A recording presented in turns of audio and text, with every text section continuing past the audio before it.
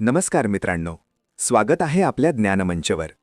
आज आपण जाणून घेणार आहोत वारकरी संप्रदायातील एक महान संत, संत गोरा कुंभार महाराजांची भक्तिकथा. संत गोरा कुंभार हे भगवान विठ्ठलाचे अत्यंत निष्ठावंत भक्त होते.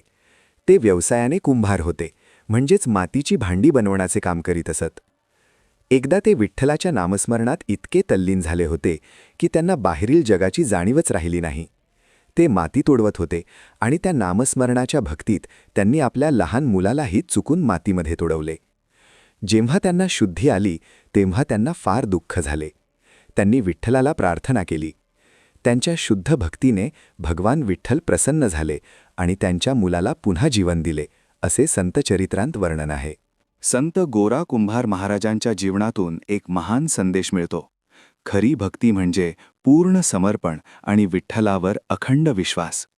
मित्रांनो, संतांच्या कथा आपल्याला भक्ती, नम्रता आणि श्रद्धेचा मार्ग दाखवतात. जय हरी विठ्ठल. अशाच संतांच्या प्रेरणादायी कथा ऐकण्यासाठी ज्ञान मंच चॅनलला सबस्क्राईब करा. धन्यवाद. आमच्यासोबत रहा.